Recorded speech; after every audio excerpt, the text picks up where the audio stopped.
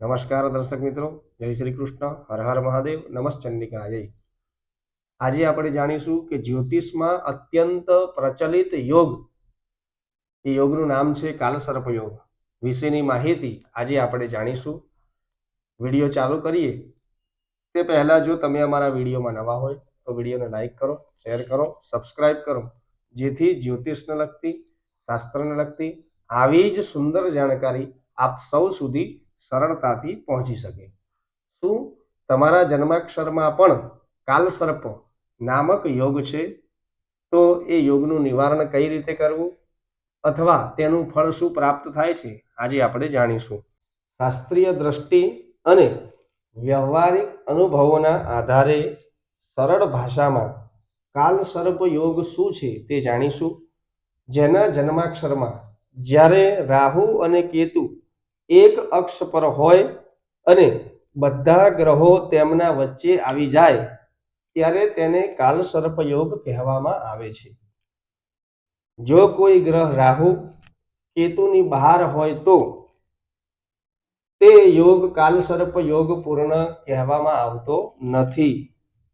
કાલસર્પ યોગના ઘણા બધા પ્રકારો શાસ્ત્રોમાં કહ્યા છે. કાલસર્પ યોગ જેના જન્માક્ષરમાં, જેની કુંડળીમાં હોય તેને શું પરિણામ, શું ફળ આપે છે તે જાણીએ.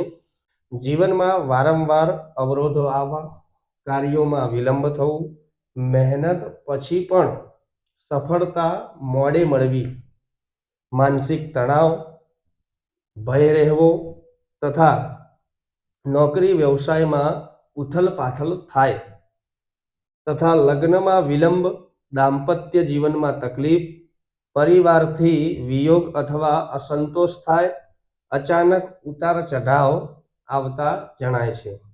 તેનું સકારાત્મક ફળ પણ મળતું હોય છે. જ્યારે દશા શુભ હોય ત્યારે સામાન્ય ક્ષેત્રોમાં મોટી સફળતા પ્રાપ્ત થાય, રાજકારણ, મીડિયા, ટેકનોલોજી, જ્યોતિષ તંત્રની અંદર નિપુણ થાય, જીવનમાં ઝડપી ઉછાળો અને પલટો થાય, વિદેશ યાત્રા પણ થઈ શકે અથવા વિદેશથી જોડાયેલા કાર્યો પણ કરી શકે, રહસ્ય સંશોધન, ગુપ્ત વિદ્યાની અંદર પ્રગતિ પ્રાપ્ત થાય.